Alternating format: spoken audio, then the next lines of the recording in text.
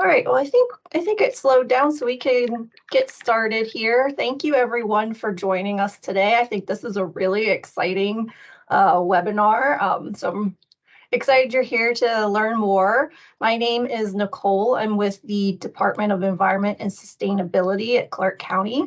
And I'm working on earning a designation into the Clean Cities Coalition. If you'd like to introduce yourselves in the chat, please, share your name and where you work, and I will share my slides. I just have a couple slides.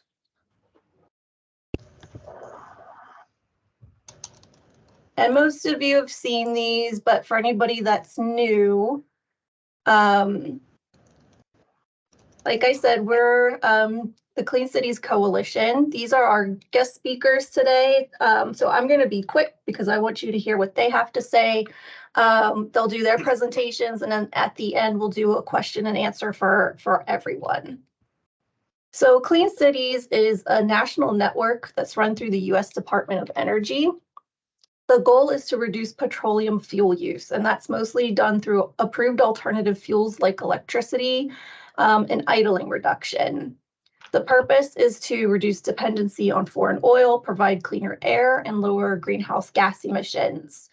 There are 75 coalitions in the United States, and until this past August, we didn't have representation in Nevada, but I'm happy to say that we earned our apprentice designation, and we're working on our full designation now.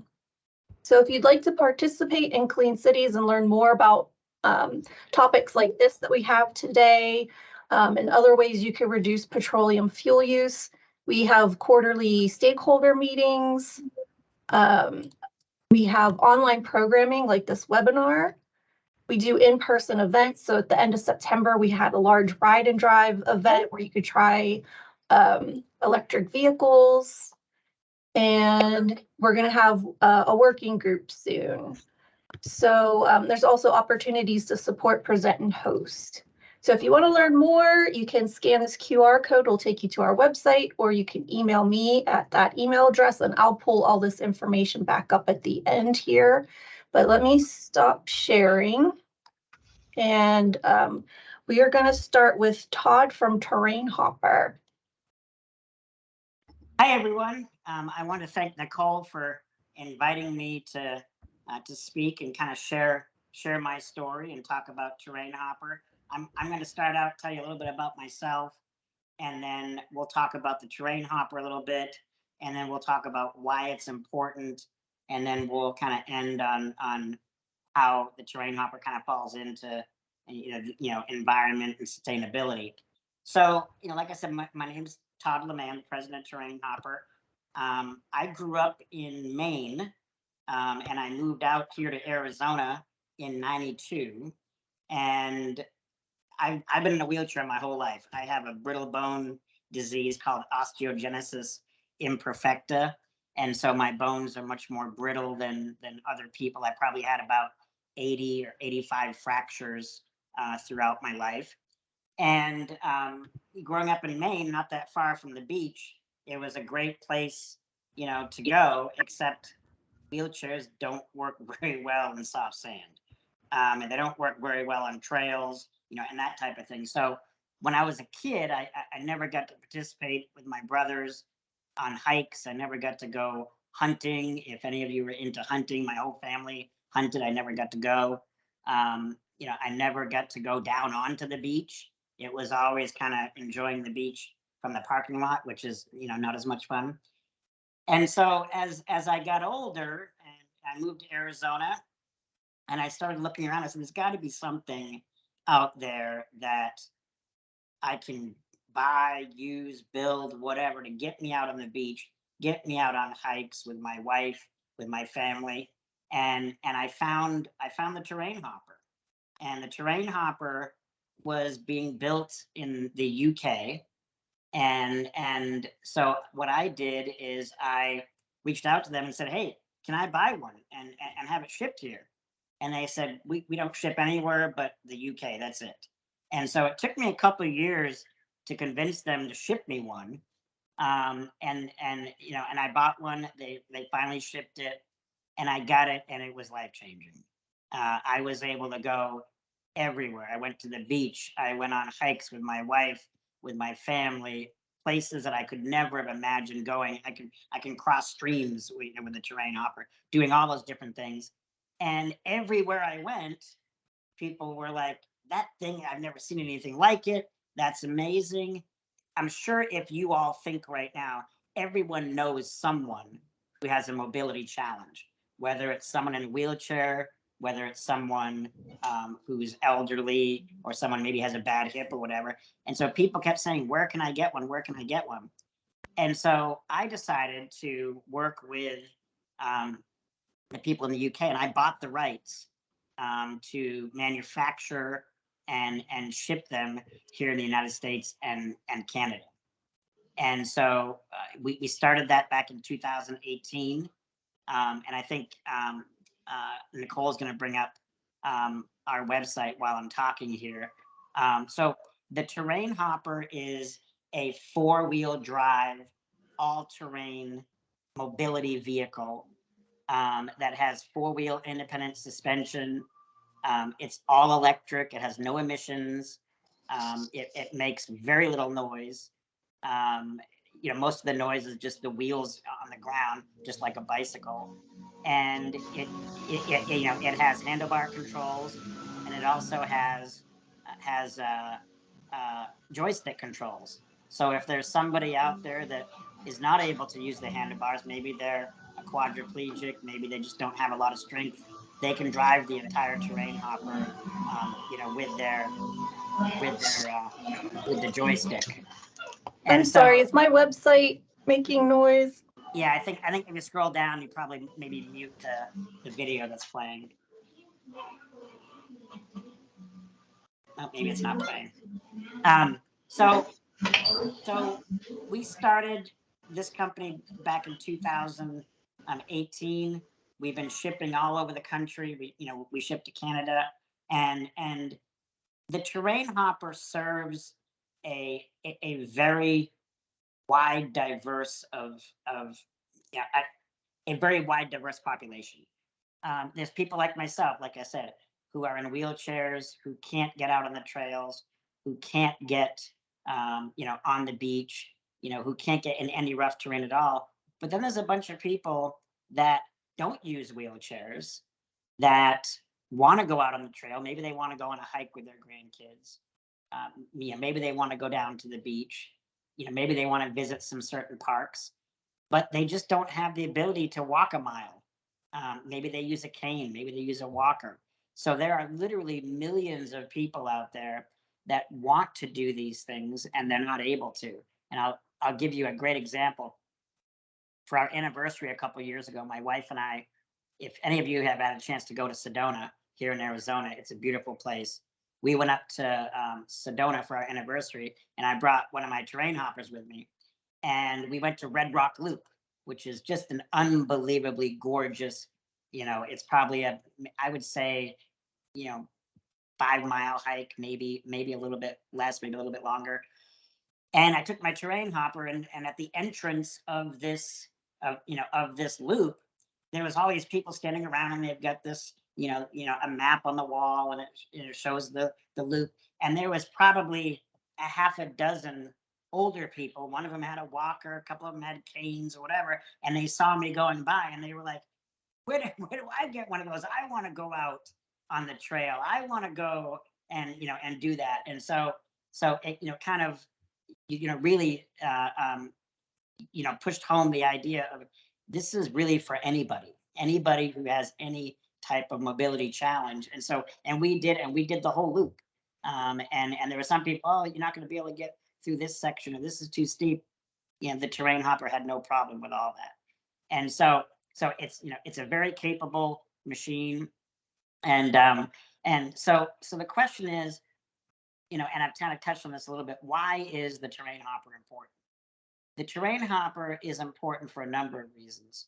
One, spending time outdoors makes people happier, makes people healthier. A lot of doctors now are prescribing people go outdoors, go for a walk in the woods, go do these things, because fresh air, being in the environment is a known way to make you more healthy. Also, when you think about a family member who is unable to go on a hike or unable to go on a beach, um, their family members aren't going to leave them behind. None of them are going to go. If your son can't go on a hike, you're not going to leave him home and everybody else go on a hike. And so something like the TerrainHopper provides even more freedom, not just for the individual who needs to use it, but for their entire family and friend group. And and I think that's something that's important. We've got a couple of videos on our website that you can peruse at your convenience, where it shows families who have gotten TerrainHoppers, and they've talked about how freeing it is, and they can all go out and really enjoy nature. And then let's see, what else do I want to talk about? So the other thing is the TerrainHopper has very little impact on the environment. And so, for example, a lot of other vehicles, they can leave tracks, like if you use like a track style chair, when you're turning, you can kind of tear up the trail, and the TerrainHopper doesn't do that. It's the same impact as a bicycle on the trail, which leaves very little impact. And like I said, it's 100% electric. There's no emissions, and a lot of state parks are starting to, and local parks are starting to purchase these types of pieces of equipment, so that people can borrow them, rent them, or what have you, and use them on the trails. And I think that one of the things I really wanted to get across here, especially with environment and sustainability, which is really what this whole thing is about. There's a push right now for inclusivity around the country with the federal parks, the state parks, and a lot of them are looking, how do we make the trails more accessible? What do we do to flatten out some of the trails? Do we pave some of the trails? Do we do all these different things? And some of these states and counties are spending a lot of money, millions of dollars, to make the trails more accessible. And in some ways, when they do that, they're kind of changing the trail itself and making it in some ways less enjoyable for other people, because it is paved. No one wants to walk on a paved trail. And so our focus is, don't change the trails, don't change the beach. Give the individuals the equipment they need to access the trails. It's less expensive. It's easier. You're not affecting the environment as much. And so that's really our focus, is to try to get a shift in the mindset that don't focus on the trails, focus on what equipment people could use to access those trails.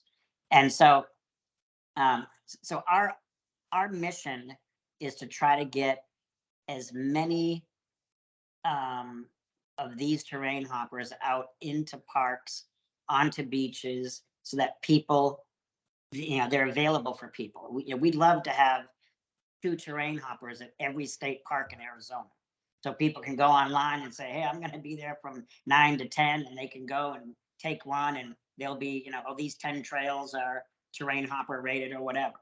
And so that's our mission. There's a video that I wanted to show you. I don't know, Nicole, if you have the ability to pull it up real quick, just kind of showing you a little bit about the TerrainHopper. If we can watch that. It's just a minute long. Can you see the screen? Yep. And it does have audio.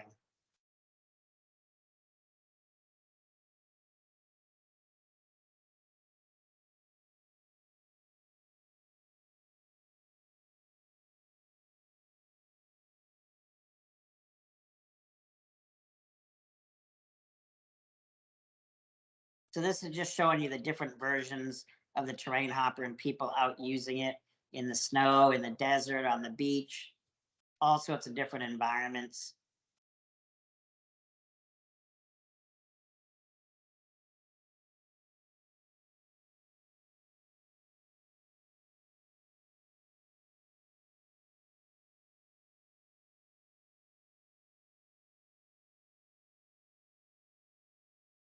So as you can see, it's a very capable machine, and you know, it's environmentally friendly, it's sustainable, and we're super excited to be, you know, to be a part of all of these communities, and hopefully we can at some point, um, you know, reach our goal of having terrain hoppers everywhere so people can use them. Thank you, Todd. That was great. So we'll have questions at the end. Up next, we have Arne from Pure Watercraft. Hi, everybody. Thank you, Nicole, as well, you know, and the DES with Garth County for having me on here to speak. It's a really nice opportunity. I'm happy to share some information about Pure Watercraft, who we are as a company, you know, the issues involved with internal combustion engines in the marine industry, and then kind of what we build and how it fits into current boating and how it can be applicable basically immediately. Nicole, were you able to get those slides that I sent over to you? I can share if they didn't come through. I have them. I don't have them pulled up at the moment. All good. I can share a little bit about myself and a little background while we get them. So my name is Arne Landboe. I'm a Seattle native. Our company is based in Seattle. We were founded in 2011. Our CEO, Andy Rebel is his name. He was a rower in college, and then afterwards, I myself was also a rower in college and a little bit for the United States. That was kind of my exposure both to Pure Watercraft and up close to outboard motors as well. The Northwest, we do a lot of fishing. I did some of that with my family kind of growing up. So always around the water and around boats. But rowing specifically, you spend a lot of time in close proximity to motors. Silence is kind of always at a premium. You want to be able to hear your coach. It's not so fun to have your coach yell even louder, you know, over the engine on his boat at you. He or she yells loud enough already as it is. So I got introduced to the company through rowing with the University of Washington. Did a study with them to see basically the environmental impacts of going electric with a fleet of launches that used gas-powered outboards and see how feasible that was. Could they handle the range and the speed requirements of an operation like that? And then over the course of a year and then 5 years and 10 years, what would be the actual impact monetarily, but also environmentally from the fleet that was in operation? So that was my introduction to the company. Took some time, eventually got involved with them, and kind of haven't looked back since. So if you had those slides, Nicole, I'd kind of talk a little bit about the issues with ICE motors. But the main points, I guess, to make are they're dirty. I'll say that first. Outboard engines, gas ones, they have no catalytic converters. They're very expensive to put onto them.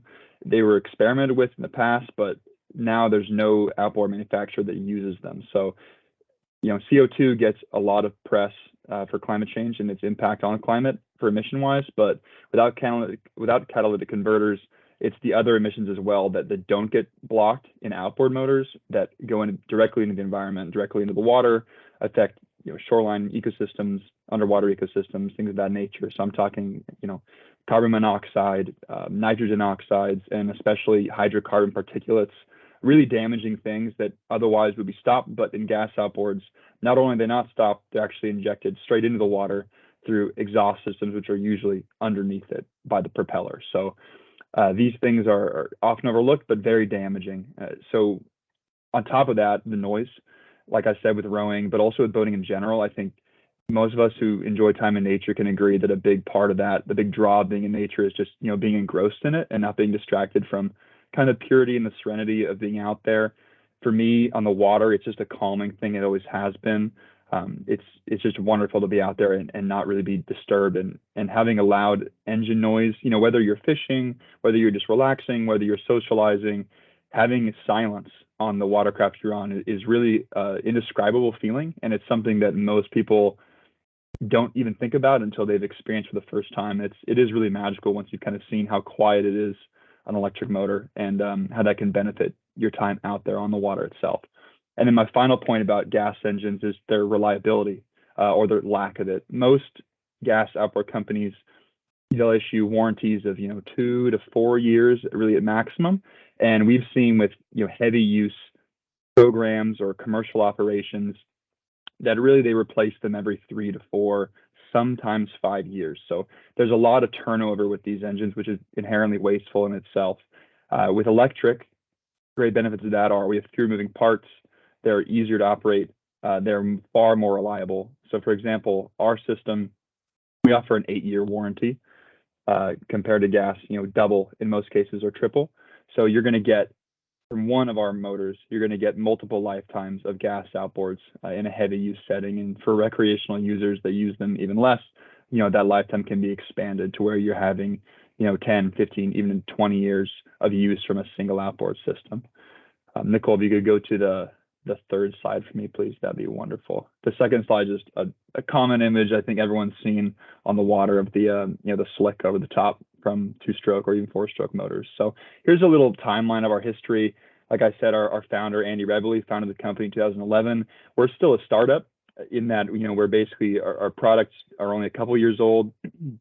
We're not public by any means yet, but we're definitely a very seasoned startup for sure. So our history spanning back to 2011, being in an industry that requires a lot of expertise. We're in high voltage manufacturing.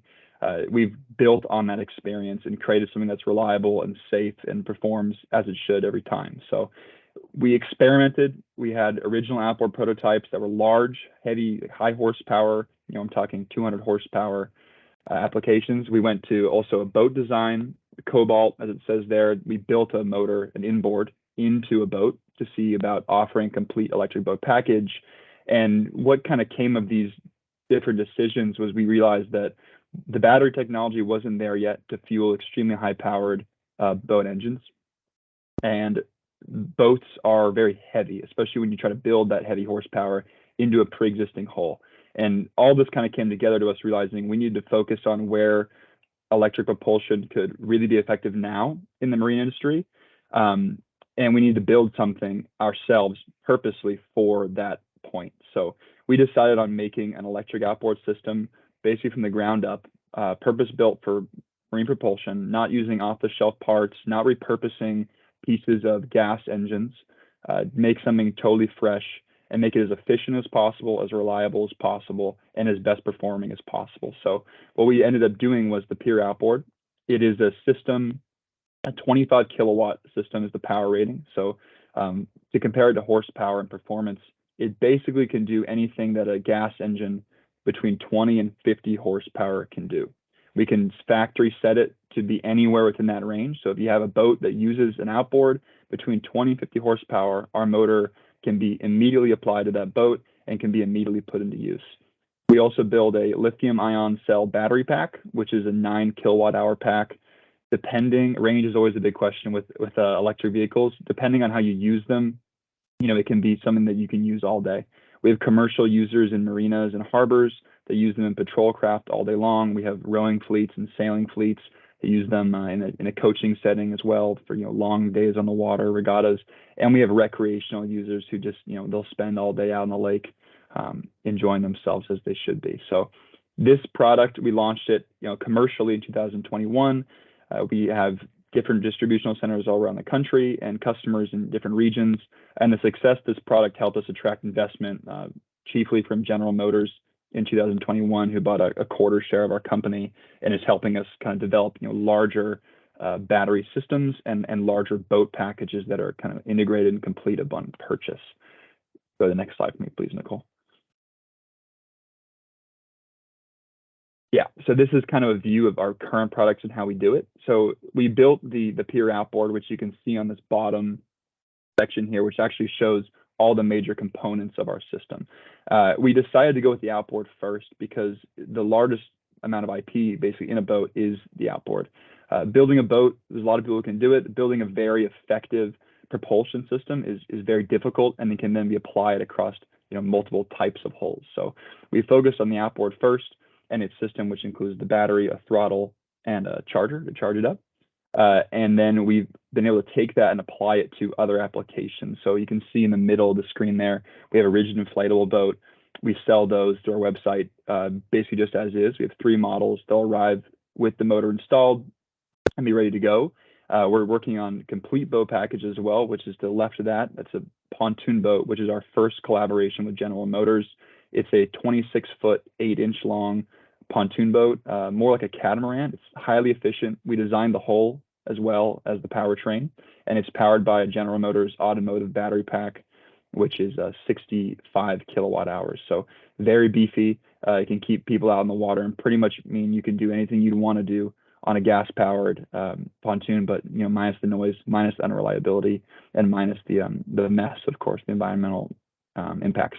And then finally, what kind of shows the yeah, absolutely. What shows kind of the versatility of our product is on the right. That picture, it's our repower system, and what that means is, like I alluded to before, if you have a boat that uses an outboard between 20 and 50 horsepower, we will show up with a van, and we will install our motor onto your boat, make sure you're comfortable with how to use it, take you out on the water for a first trip, and then support you, from there on in a direct-to-customer fashion as you get used to your pure outboard and learn to love it.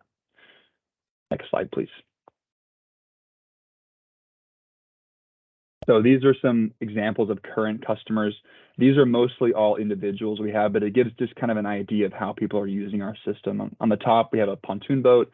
That's a 20-foot long sun tracker. You can see kind of the cylindrical shaped pontoons that you usually see, and maybe can tell the difference between that and kind of what we're building. But regardless, this person is a leisure boater in Minnesota.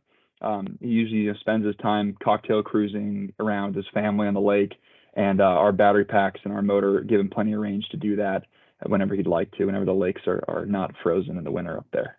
Our second one is bass fishing. We work with a lot of fishermen. The silence of the motor is very attractive. There's also a lot of electric-only lakes across the U.S. that fishermen like to use, such as reservoirs or certain river systems. Our motor lets people basically get to fishing spots faster than they otherwise would be able to with other electric systems. So they get a leg up competitively.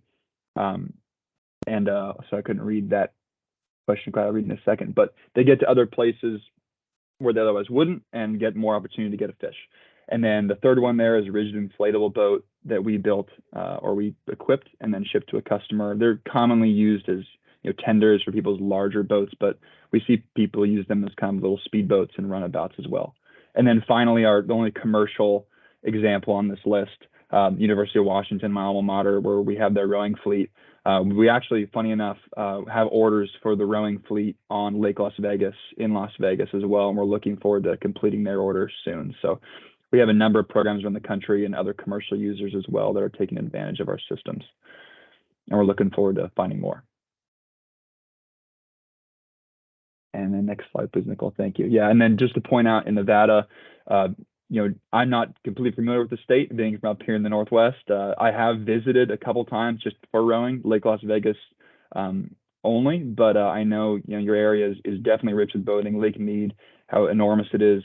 It's covered. There's marinas there. There's pontoon boating. There's fishing. There's general leisure boating, all of which are applicable to our system immediately. It's also a drinking water source for a majority of Southern Nevada and other states as well. Anything we can do to make those cleaner, we think it's a great effort and something that should be taken on. That crosses into Lake Tahoe, Sheridan, Nevada, but also obviously a major boating hub for recreational boaters, and a large touch point on environmental issues and the cleanliness of water. So all those places are immediately available for pure watercraft outboards to make a difference and really not only make water cleaner, but help people enjoy boating more, which is also at the core of our mission. And then I'll touch on kind of how we do that. So this is a picture of a few of my colleagues here in Seattle. It's Ed, Chris, Kalen, and Ryan. They're with a couple of pure watercraft service vans. So the way we operate is direct to customer. We don't have a dealership model. One main reason why we do that is just the costs associated with it in the marine industry, and also the inherent costs initially with electric systems.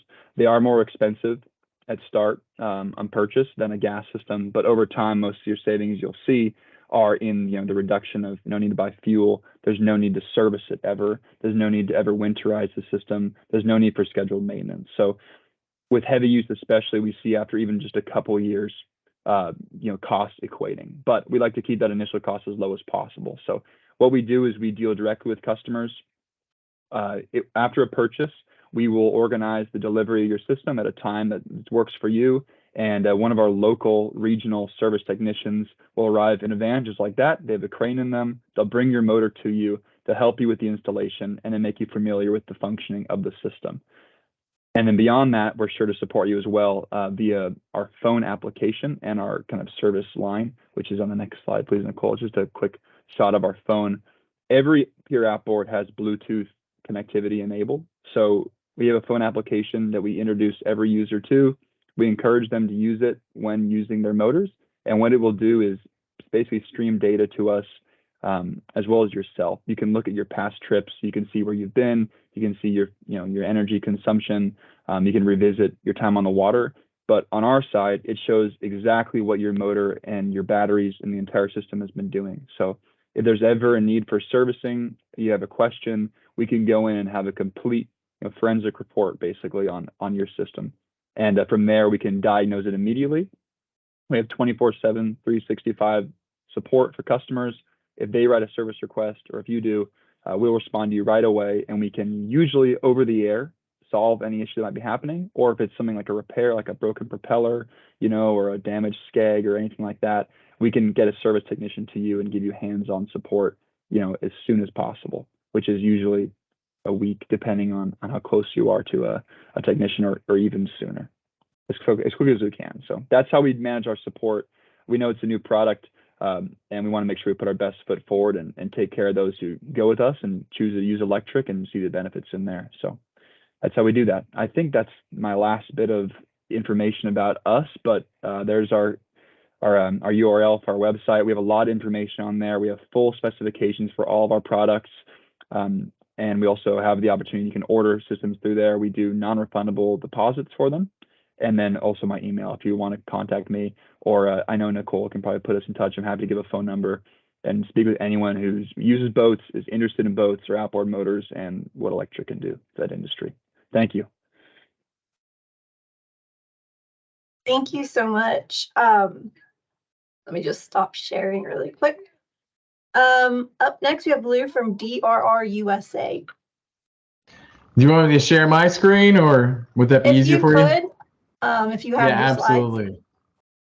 I do. I just have to figure out how to do it.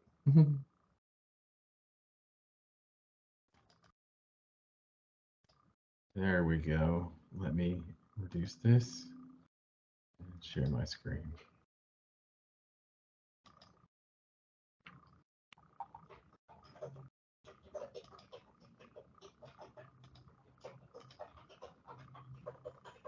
Is it up? Yes. Perfect. Great. My name's Lou. I'm president of DRR USA. You guys, thank you for having us here, DES. And you guys have some awesome products out there. It's amazing how the inspiration for vehicles and how these products have started. Our vehicle, we've been around for 20 years, but we've been making gas all-terrain vehicles. We're like Ferrari when it comes to racing. So how we went about this vehicle production was someone with autism was missing in a state park in Galveston, North Carolina, and they were using fire trucks and police vehicles and all the wrong things for someone who has autism. And the owner of our company said, "Hey, is there any way you can make a silent vehicle for search and rescue?" And that's exactly what we did. We built in a completely silent all-terrain vehicle for search and rescue. So when someone's missing, you can actually hear them call out, right? Because you see all the movies where everybody drives by and they can't reach out. But with this case, especially with autism, sound is the most critical piece. I heard everyone talk about sound and environmental impacts. Yes, that's one of the biggest things that all these electric vehicles in common do, is create Plus, not only are we reducing emissions, so all-terrain vehicles emissions in the United States are equal to 1 million cars driving the entire length of California in a year. That's insane, right? So if typical emissions out of an all-terrain vehicle, 25% is unburnt fuel and oil. So it's spraying out. And I love the picture of the oil slick behind the boat, because it's literally what's going into the air. That's what's going in your vineyard. That's what's going on the ground. And the sound, the exact same thing if you've ever been around on a beach when a lifeguard drives by and they spray you with exhaust and disturb your sleep and your enjoyment. Yeah, so all of our vehicles have the same thing in common. Zero fuel, but we're not only talking about that, but you have to store the fuel, right? So you're reducing the storage of the fuel. You're reducing the handling of the fuel. So that's the most dangerous part about the fuel, is not only storage, but handling it, because we've seen pictures where gas stations ignite because of static electricity. So you're avoiding a lot of these different issues, and you're creating a safer work environment. You no longer have to lug anything around. You're simply plugging it in. In our case, it plugs into a standard wall outlet.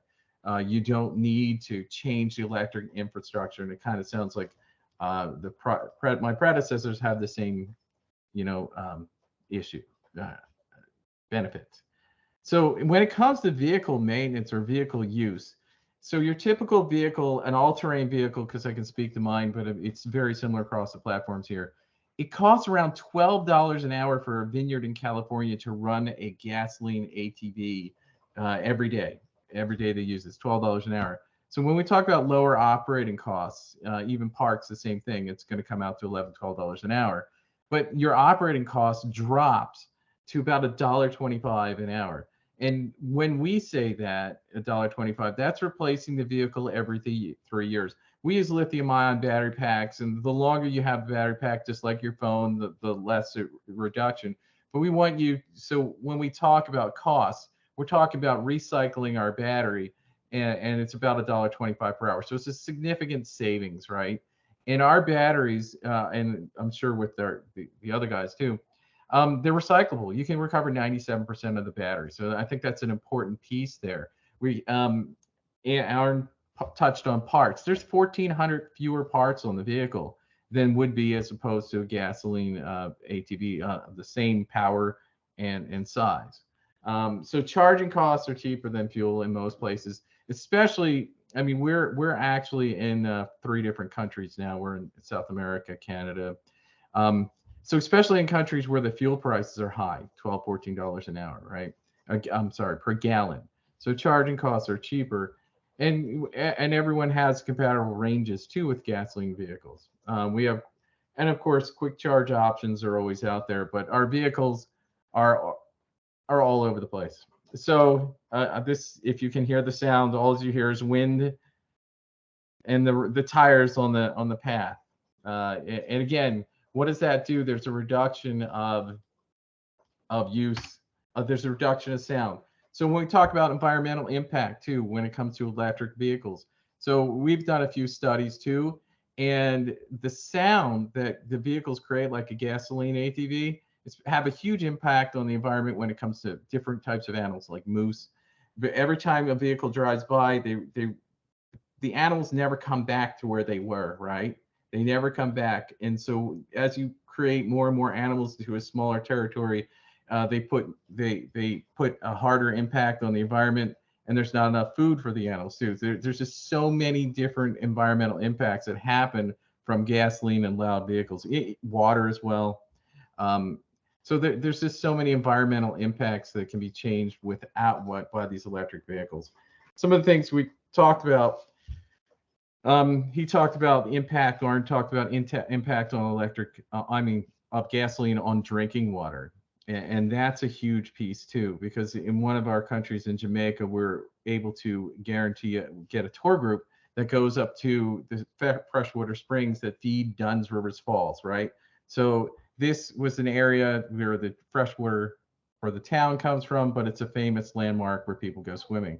So there's no impact. So for the first time ever, they can develop a tour that can go into areas where we're previously restricted because of the emissions, the sound, that and we can really get into nature. And one of the greatest things, and I'm sure Todd's going to agree with me, is when you are riding through those paths, the animals stay in place. They do not run. You have to wait for them to move.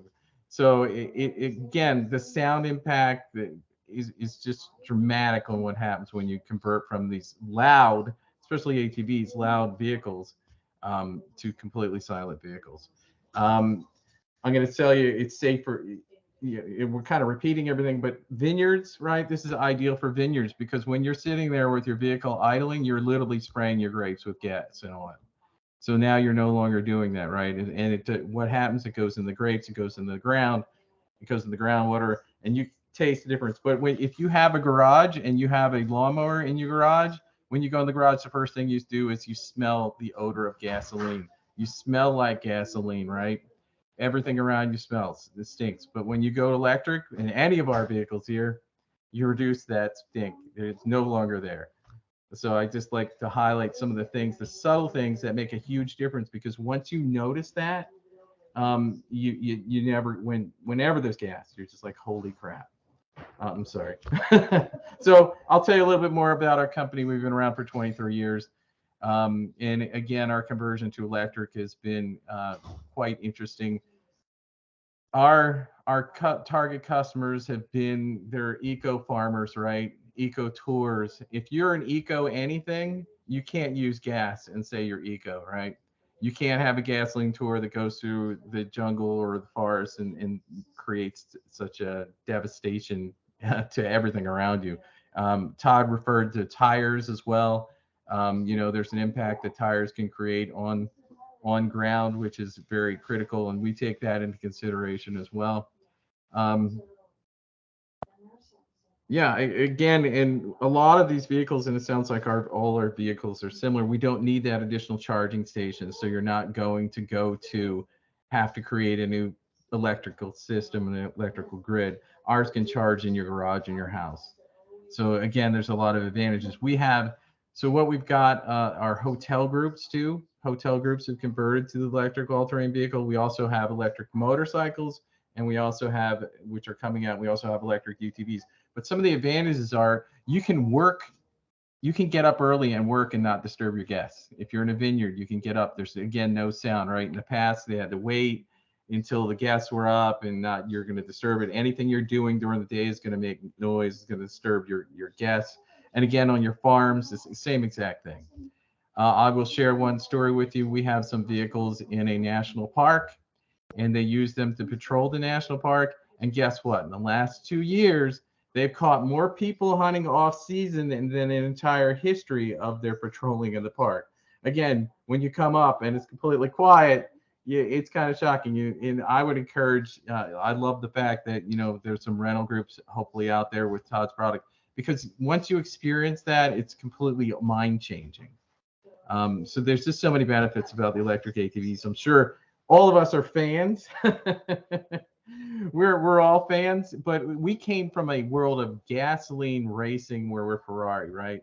So the shift is crazy. The power is there. I heard Arne talk about the power. The power is there. The distance is there. There's really no difference. The only loss is there's no more emissions, right? It's really an even up swap. And as we continue to grow, the same issues we had with the battery packs, as battery packs develop, it'll be much easier and simpler to replace battery packs. And again, our product is really component driven. So anything can be repaired in 15 minutes. And he's got Bluetooth, which tells you exactly what's wrong. So the technology is there, the battery packs are there, but how it can help is just amazing. And I can get all super excited, but it's truly, and I see that in every face of someone who's on this program right now. But once you experience it, you won't ever want to go back. So that's it. Thank you, Lou. That's great. And then we have Sam from Grounded RV. Hey, can you hear me okay? Yes. Cool. Hey everyone, I'm Sam from Grounded. We are also electrifying outdoor recreation. We're focused on the RV side, or at least that's kind of our product line basically is electric RVs. So we're starting with electric camper vans. I am inside one right now, working on the back out of a Starlink. And actually, can I share my screen, Nicole? Is that possible? Yeah, you should be able to. Cool.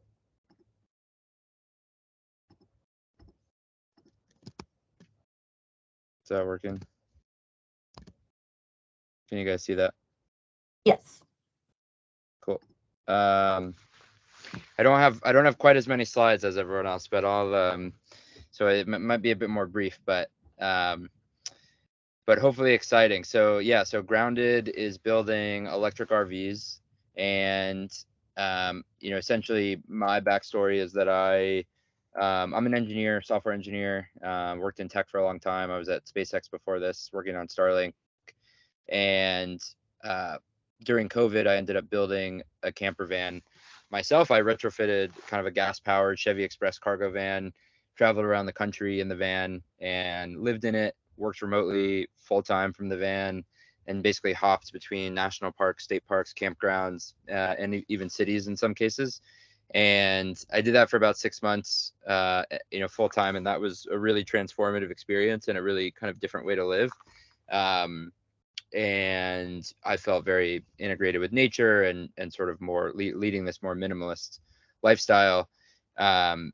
You know, and it's something that I think obviously has increased a lot in popularity, like people wanting to do like quote unquote van life, but also, you know, RVing in general is an enormous pastime in America, even if it's just for weekends or week-long family vacations or retirees. There's just like huge segments of the population that enjoy going out and vacationing or living from or working from you know, a recreational vehicle. And that can be a motorhome that you drive, or it can be a towable that you tow, like from the back of a pickup truck. And there's a need within the RV industry to modernize and electrify. And so that's kind of what Grounded is focused on. And I felt that need when I was having my experience, because like my camper van broke down. I was constantly doing maintenance on the vehicle that had to do with the combustion engine components and oil changes.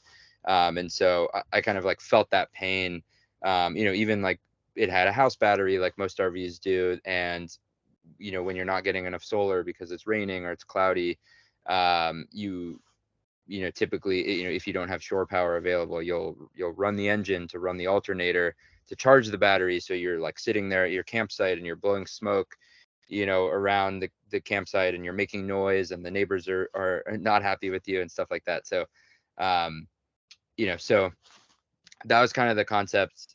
You know, these are sort of the problems that I just talked about with gas-powered RVs. You know, from a climate impact perspective, there's tens of millions of tons of CO2 emitted from RVers just in the US every year. And then, you know, sort of within the travel industry at large, it's actually like billions of tons of CO2. So as we address climate change and try to reduce emissions as a country and a planet, I think that travel, outdoor recreation is a big part of the story. And you know, the other thing is that I think I think a lot of people can be skeptical of electrifying RVs, especially motorhomes, because they're necessarily, you know, much bigger than the average like passenger car. And so that means it, you know, brings up questions of like range and charging and the charging infrastructure and stuff like that. And I think that's all super valid. You know, but basically this technology and this infrastructure is just going to keep getting better. So especially with, you know, like the IRA, you know, recently passed, and the billions of dollars going into continuing to develop charging infrastructure. You see this with the utility companies that are now having to play nicely with the EV charging companies to support, you know, more powerful chargers. And so I think this network of fast chargers around the country is just going to continue to improve over the next decade. That's going to make, you know, these electric RVs, electric recreational vehicles more feasible. The other thing is that, you know, if you like own a Tesla or you own an electric car and you've charged it at a public charger before, you know that obviously it takes longer to charge than it does to fill a tank of gas.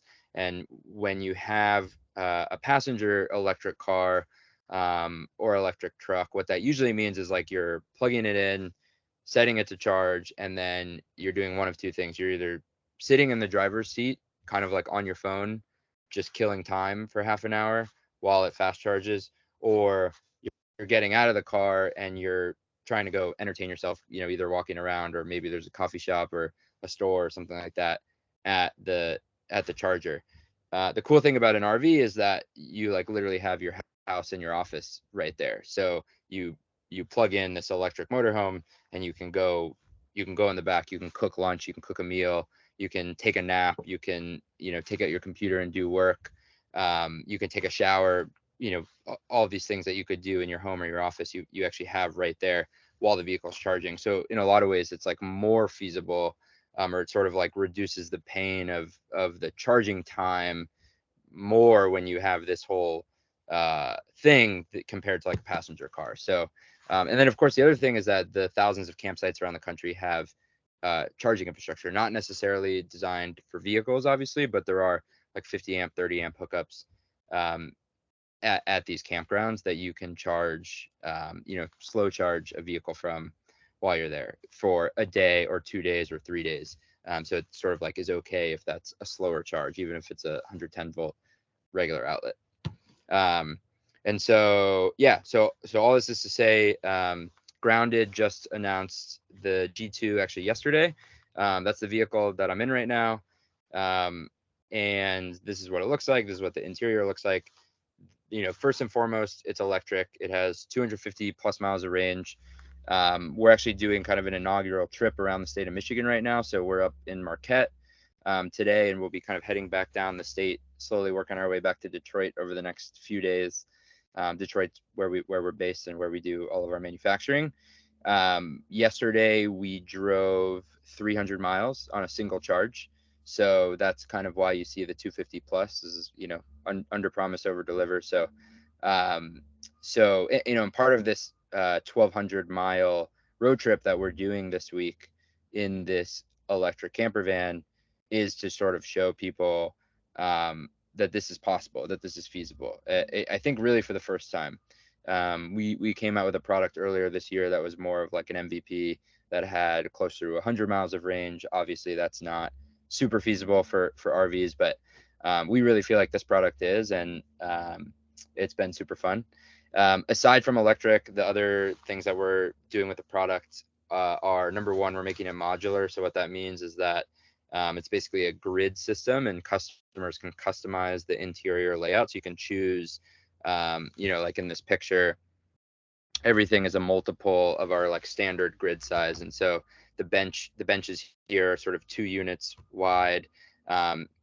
You know, this little cubby here is 1 unit. The closet is 2 units. The kitchen here is 3. So you could choose like, okay, I actually want the kitchen pushed out and I want the bench here, or there are other modules that aren't shown here that you could choose from instead. And so this is a product category where it's expensive and people care about customization and they want what they want, and everybody has like a pretty wide range of you know, aesthetic preferences and functional preferences. And so modularity is sort of our approach to making a product that can appeal to more people and be accessible to more people. And then the other thing is on the technology side, we have sort of a smart electrical system that allows people to monitor and control like the battery systems and all the electronics and how much power you're using and how much solar is coming in, and being able to do that all from your phone, sort of like the Tesla app.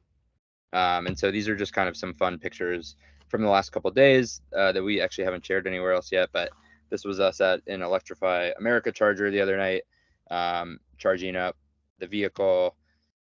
This is in Munising area yesterday. Got some like beautiful fall colors out here. The vehicle is all-wheel drive, so you can actually, to get up into this spot where this photo was taken, we had to really kind of go off-road for a bit, sort of up a hill and go over some bumps and stuff. And we were I mean, this was sort of our inaugural outdoor trip with the vehicle, and so I think we were all like wondering how well it was going to do, and it was, I mean, it was awesome. It was like no problem at all for this electric powertrain all-wheel drive vehicle. It just smashed it like right up the hill, no problem.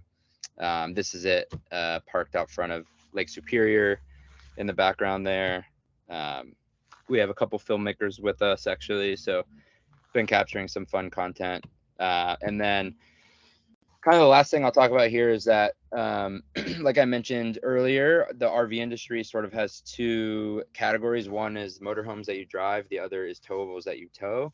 And even within towables, a lot of these towables still use gas in some form, whether it's diesel for the heater or propane for all of the cooking systems. And so there's still an opportunity to kind of modernize and electrify the towable segment as well. The other thing with towables is that if you have an electric pickup truck, which obviously those are exploding in all those different models, the F-150 Lightning, the Rivian R1T, the Tesla Cybertruck, when that finally starts getting produced, they're coming out. But the problem is that if you tow one of these really boxy traditional RV towables, you're going to cut your range in half right away, because those things are so not aerodynamic. And so the aerodynamic problem also needs to be addressed. And so we plan on coming out with some future products like this that sort of address the electrification and aerodynamics. But yeah, happy to answer any questions. Thank you, Sam. Yeah, so now we can open it up for questions. Did anybody want to start? Shoot. I missed everything. Hi, Nicole, it's Leslie. How are you? Hi, how are you? Good. I have a question. Are you able to tell us how much the RV is selling for or going to sell for? Yeah, so the G2 that I just showed that I'm inside right now is 195. Okay. And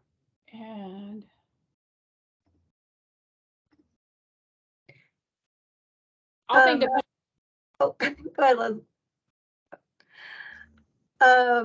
So for Lou, I did see there was a question from Andy in the chat that it looks like you answered, but it was asking what type of charging you use for the ATVs. And so level 1, so it's like a plug that you plug into the wall. Absolutely, it's just any standard outlet. We have 10 amp, 15 and 20 amp chargers. So we have a range that just, again, there's no additional wiring needed. Most garages have a 20 amp breaker on them, and it's just, you can charge it right in your garage. And I actually had a similar question for Arne. Where do you charge your electric boat? Like at home, obviously, but are there chargers available at the lakes or? It's a good question. It kind of depends on the use case. A lot of folks, if they're a commercial user, they'll either have maybe a spot, like they have a dock, then we have power kind of, sent down there. They have that installed. We don't, but an electrician that they know will have it installed nearby.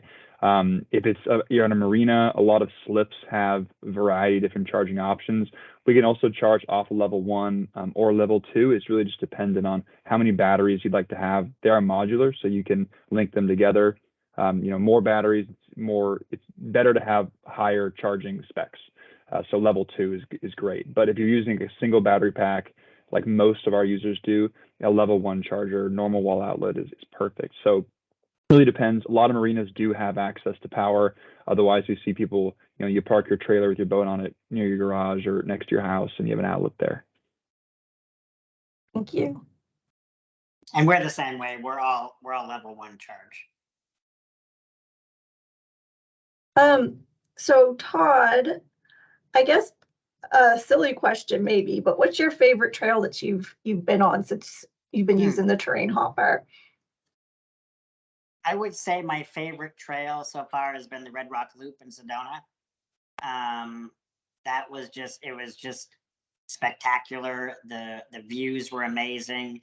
And I would have never thought that my wife and I could have gotten out there. I mean, we were out, I felt like we were completely alone.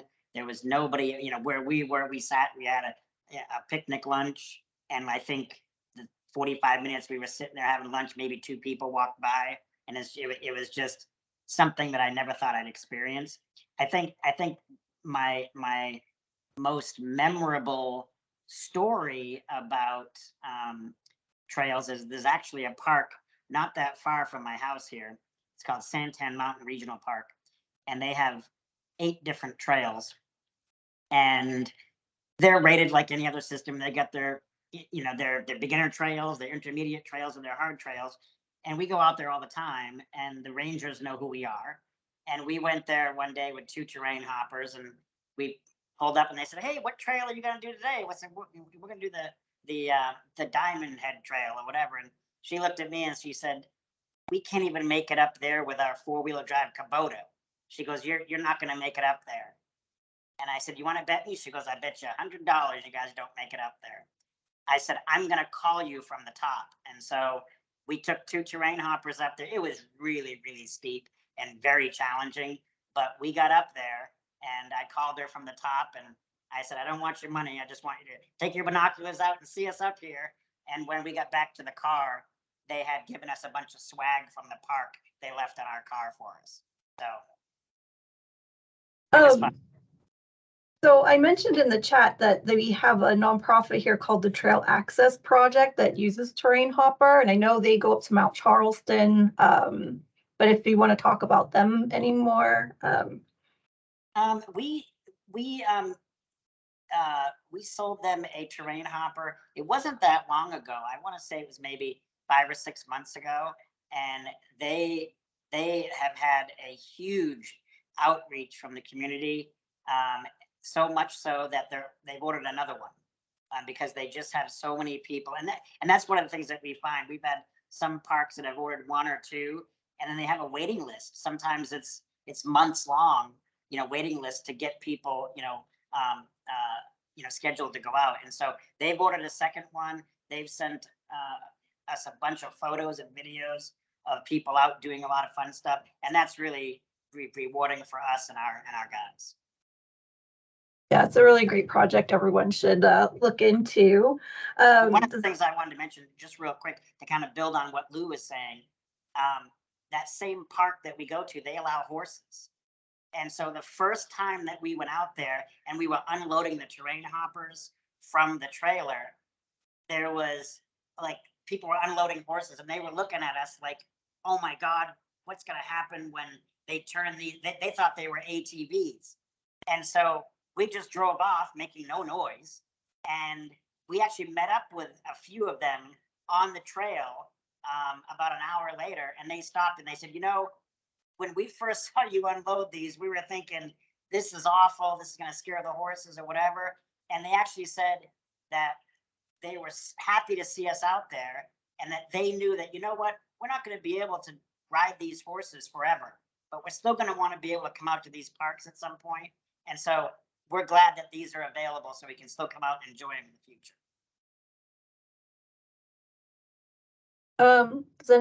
I just want to keep opening it up for questions. Otherwise, I have a question for Sam. So I know a lot of larger vehicles are doing vehicle to grid. Is that something that your RVs are capable of? Oh, Oh, sorry, I'm muted. I was saying not yet, but it's definitely on the roadmap. It's definitely part of the vision and what ultimately needs to happen. Because if you have a battery this big sitting around, it makes a lot of sense to use it as a home backup system and potentially even sell energy to the back to the grid during off-peak time.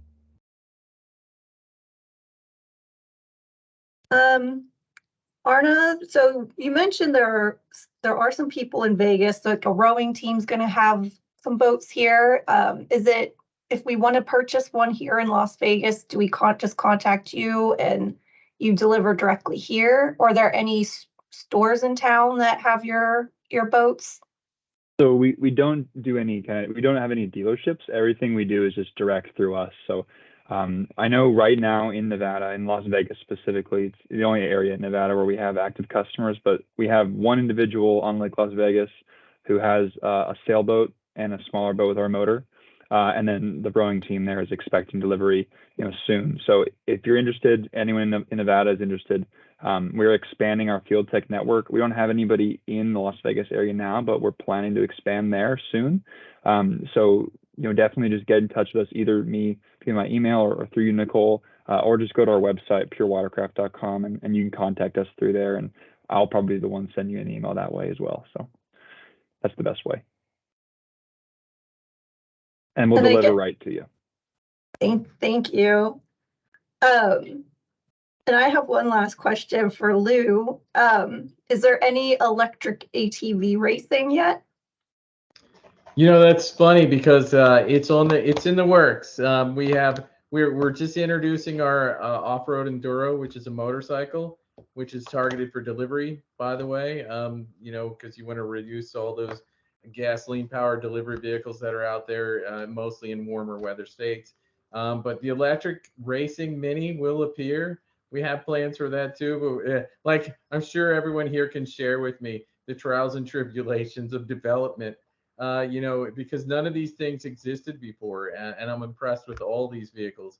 None of these things existed before. So eventually, as things become more stable and we're all basically startups, we can add on those more fun items, right? And as a rower, I can tell you with that exhaust from the vehicle in front of you, that was just the worst. We were just getting sprayed with exhaust and you stink. We will have that. We'll be out there too, and and availability too, because just for us, we're B2B. We're B2 government, and we also have, we have dealers located all around that can help with those vehicles. But racing is coming sooner or later. But right now, we're just hitting the utility piece. Thanks for asking. And thanks for hosting us. It was a great session. All these vehicles are incredible. I'm going to have to trade in my motorhome, right? Because it's huge. Our top speed is 8 miles per hour, so we won't be accepting any challenges anytime soon. Maybe for rough terrain. How's that? I mean, if we all got together, I'm sure we could have a fabulous weekend at the lake over there. Yes. I really think we should do a community event where we get to try out all these vehicles. So we'll try and make that happen. But if anybody else doesn't have any questions, we can wrap up. I just really want to thank all of our guest speakers. This was a really fun and informative webinar that we had. And I just want to quickly mention that we do have another one coming up in November on the 30th of November for getting to know RTC. So keep an eye out for emails about that. But I hope everyone enjoys the rest of your day. Thank you. Thank you, Thank everybody. you so much. Thank you. Thanks for hosting us. Bye-bye. Thanks, everyone.